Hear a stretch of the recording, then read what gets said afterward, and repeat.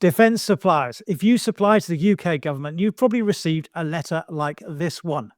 It's telling you how much more important it's becoming that you make sure that your operations and the services you provide to government are cyber resilient. If you haven't received the letter, I'll put a link below this video so you can access it. It also asks you to share this letter with your suppliers as well, so the entire supply chain is made secure. So what's good about this letter? Well, first of all, it's really great to see leadership from the top. Normally letters like this would come out from the IT department or the MOD equivalent. That's something called CISAS, Cybersecurity Advice and Assurance Services, which is a complete mouthful. Instead, here we don't just have Charlie Forte, the Chief Information Officer, but we also have Andrew Fazani, the Director General Commercial, and Paul Lincoln, the second Permanent Secretary, who's the second most senior official in the department. Why is senior leadership so important? Well, it's because the NCSE identifies that actually lack of senior leadership is usually one of the things that most makes organizations have cyber weaknesses, which is the contrary to common belief sometimes that it's some fault of something that somebody has done at a junior level in the organization. Usually those things can be traced to the top of the organization. And so it's really good to see MOD taking the initiative here at the most senior levels. Why is this letter coming out now? Well, since Russia's second invasion of Ukraine in February 2022, we've seen a huge increase in cybersecurity attacks. It's part of what they see as a wider war against the West. And Pat McFadden, the Labour Minister, reported to a NATO conference in November 2024 that Russia is being increasingly aggressive and reckless in its cybersecurity attacks. What does he mean by reckless? It means that he's attacking things that could cause serious harm and loss of life in the UK and elsewhere. And it's not just the Russians we need to worry about. Earlier in 2024, we saw a huge attack on the MOD's payroll. This is a system looked after by Sophia Steria, the French IT contractor, and they lost, or it looks like they may have lost, up to 230,000 records of MOD and other military personnel, including home addresses and potentially even bank details in some cases. Now, that's the sort of attack that previously was thought unlikely because it wasn't particularly interesting information, it wasn't highly classified, but increasingly that's exactly what our adversaries are going after, and they're using that information combined with other sources. So, for example, you may get home addresses of army personnel, and you cross-reference that with credit ratings that are commercially available, and you can identify who's in debt, who's potentially got a gambling or a drug problem, and you can start to find victims for coercion or other attempts at espionage. So it's part of a combined attack rather than just a pure cyber security attack. And it's not just the UK that's being attacked. As I record this video, there's an ongoing attack in the US, which one senator has called the worst attack of all time in the state. At the time of counting, 9 telecom companies in America have been breached with full access, apparently by the Chinese, to telephone records, addresses, contents of messages, to the extent that some people advise not to send text messages if they wanted them to be confidential, and that's still ongoing. And there's also a second attack called Volt Typhoon. This is attacks on critical national infrastructure, both in America and across the Asia-Pacific region, also attributed to China. And it's amazingly bellicose because it's the equivalent actually of putting bombs under bridges in the country that you want to invade. And this really sums up the transition that we've seen in 2024. Cyber attacks have gone from being something that seemed primarily motivated by money, theft of intellectual property, extortion, to now being more overtly warlike. So this is why this letter is so well timed and so important. But I would add one more thing about this letter. There's a second paragraph here where they point out that they're having to remind their suppliers, which sort of rings an alarm bell, because why are they having to remind their suppliers? Surely they should be doing this already. We can all read the same newspapers. So it suggests that something's not working quite as well as MOD would like it to do. So if you're reading this letter or watching this video and you're thinking, oh, yes, they're talking about everybody else except me. No, they're talking about you as well. And by the way, if you're enjoying this content and find it useful, please do click on the like button. That helps other people to find the same content like you. And also, if you want to be first to hear when we do new stuff, please click on the subscribe button as well. So let's now move on to the content of the letter and scroll down here and look at what they're doing. This brings me on to actually the third thing that's really great about this letter. They're asking defense suppliers to adopt an open standard called the NCSE CAF, the National Cyber Security Centre Cyber Assessment Framework. Now, why is this such a great thing? Well, historically, defense used to write their own standards. The trouble with this was not only was that really expensive and diverted money from other things like making missiles better, it actually quite often produced worse standards than the public ones. So there was this myth that defense was somehow different and needed different standards. And what we're now seeing is a very welcome development where defense is adopting open standards and actually are recognizing this in the modern world. It's suffering from very similar problems to everybody else. So you see that now in this document. So that's really good. But the next bit of this document starts to become a bit confusing. Why is it confusing? Well, they say the framework is supported by a series of indicators of good practice, and we would expect you to see these achieving these standards. Well, first question there is, what do they mean by achieving? How are they going to measure this? Well, we'll come back to that later in this piece. But the next statement is even more confusing. All the elements of the framework are important, but we'd like to draw your attention to the following areas. And then they go into here. You have govern, identify, protect, detect, respond, and recover. Now, what's the problem with this? It all seems like they're very good elements of a framework. Unfortunate problem is that actually these are not parts of the cyber assessment framework. The cyber assessment framework you can see here, the actual main principles are governance, risk management, asset management, and supply chain. In fact, they are part of the NIST cyber security framework 2.0. And here you'll see govern, identify, protect, detect, respond, and recover. So unfortunately, the MOD has mixed up its NIST CSF with its NCSE CAF. And that raises another question. Well, what are they asking you to do? Are they asking you to do one or the other or both? Well, we'll come back to that as well. So next, this letter asks you to adopt active cyber defense, register on their portal. After that, the next thing they're asking for is to implement the new cybersecurity standard for suppliers. And if you click on the link here, it will take you to a page for DefStan 05138. What is DefStan 05138? Well, that's DefStan stands for Defense Standard. Now, do you remember me at the beginning of this video saying that it's really great that MOD is now using open standards rather than generally much inferior internal ones that cost them more money and quite often make themselves less secure? So it's clear they haven't yet completed that journey by the inclusion of this, and you'll find conflict between this standard, which effectively allows MOD to take the risk and get some suppliers, misleads them really into doing the wrong things, versus those more modern standards like the NCSE and NIST ones, which are all about putting risk management at the forefront and governance, proper governance. Finally, we've got deliver secure by design. Now, I helped MOD develop secure by design for 3 years from the outset, and it's great to see that being continued here.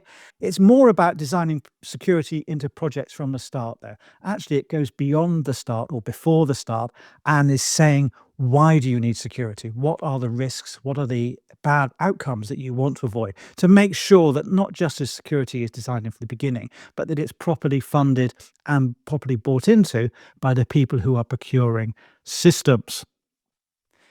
And the last part of this letter now looks at, or called forward look. It basically just repeats what it said above.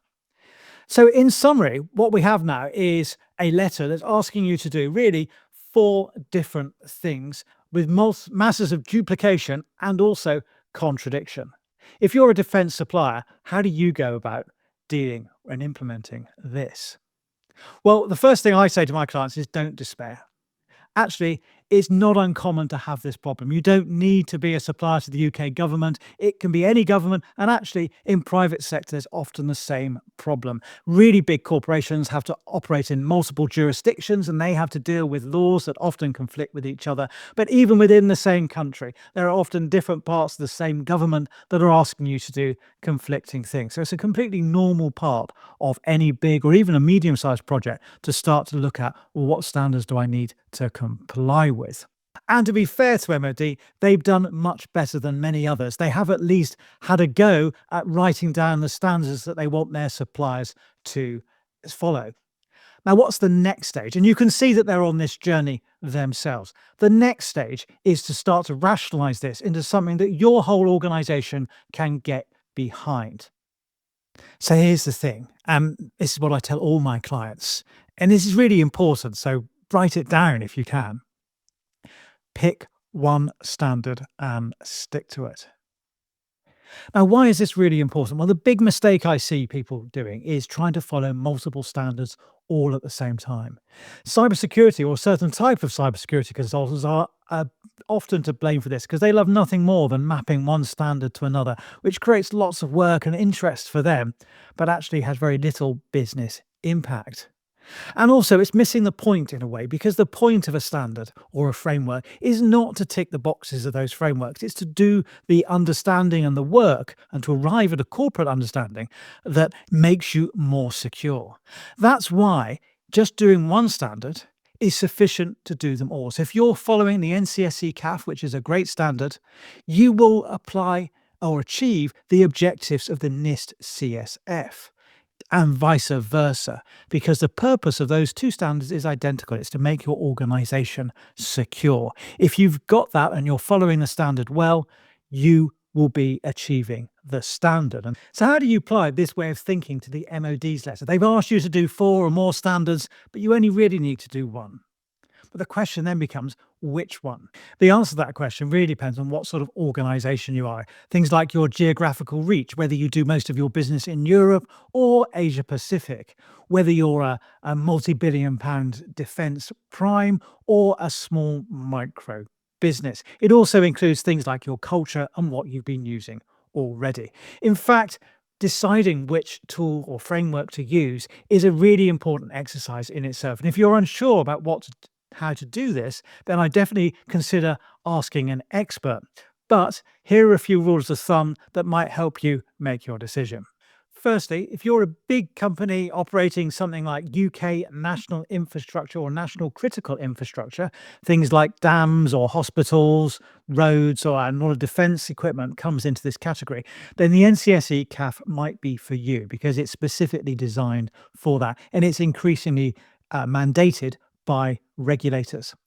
Alternatively, if a lot of your work is in the US or Asia Pacific, the NIST CSF might be more appropriate. Also, actually, if you're in defense, and I know a lot of companies that have been using the CSF for many decades, in fact, or at least a long time, then don't throw it away and completely shift to another standard. My recommendation in that case would always be to stick with what you've got. It's usually easier to enhance that than it is there. But one thing to note on the NIST CSF is what we've been talking about earlier in this video is NIST 2.0, and that includes the bigger focus on governance, which brings it much better into alignment with the NCSE CAF, as I said, and that's really bit that's been neglected by many of the implementations there and why they're struggling, in fact. But either way, don't do both, stick and choose one or the other. Now, at the other end of the spectrum, you might be a small micro enterprise with less than or fewer than 5 people. In that case, you're going to find something like the NCSE CAF far too onerous and it won't make any sense to you anyway. In this case, I'd recommend actually just doing Cyber Essentials. You can do the free version, which is just called Cyber Essentials, or the version which involves somebody like a consultant, somebody like me, to come along and help you through it, and that's called Cyber Essentials Plus. And again, the cost is pretty minimal.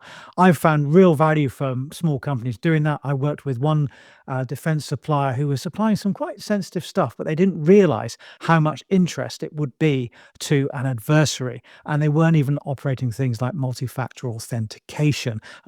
So yeah, we're completely operating in an insecure way. And Cyber Essentials really just helps you with your basic hygiene at a small company level. Now, the third category, what if you're somewhere in between? If you've got, say, more than about 5 employees, but you're not multi-billion pounds, what do you do then? Well, actually, in those circumstances, I recommend none of the above. And I think actually to take a step back and do this really important work, which is actually, first of all, deciding what your company approach is. And one of the best tools I've found for doing this is called the NCSE Tools for Boards. So once you get to a medium size or even a larger small company, you're going to have a board, and the board needs to understand its responsibilities. This tool for boards is a really good framework for getting the right conversations going at a board level.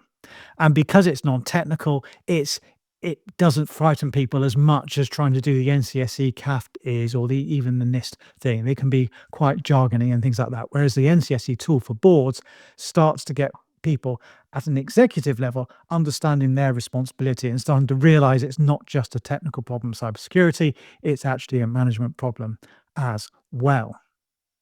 There are two caveats I would add to that tool. First caveat is don't try and do it on your own. Really, you need an expert to come and help you understand the questions because they can be quite conceptual. And really, you won't have the independence of view if you try and do it yourself. So even if you do have experts in house who understand it, you really need somebody independent who's independent of the politics within your organization. The second caveat I would add is find a way of measuring it. Now, BNet, we have a tool that we use to help people measure their progress for NCSE tools, and we actually also have a separate one for the CAF as well. This actually gives you a spidergram, so you can actually measure how well you're using these tools rather sort of woody questions that you might have or woody answers to the NCSE tools. And this really takes us back to one of the questions from the MOD letter, which is they want you to comply. They want to show that you're doing this. How do you achieve that? Well, this tool actually is one of the ways of doing that. So first of all, get some independent help that's not within your company. And secondly, use a tool for measuring your progress. And that's really encouraging because I find once people have baselined themselves, even if it's really bad where they are, they've now got a much clearer roadmap for improvement and they can measure their progress over time. So just to give you an idea what this looks like in practice, here's something I did for a client in the health sector.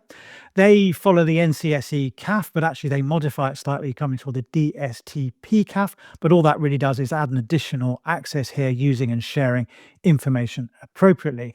The principles, other than that, are all the same, starting with and including managing risk.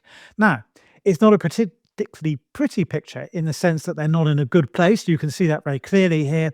The solid blue line represents where they are, and the dotted line is where they need to get to in the next cycle. Now, even though it's not a good place that it's showing at, it's really useful to management because it's a baseline and they can then show progress. And they were able to demonstrate continual progress to their clients and stakeholders.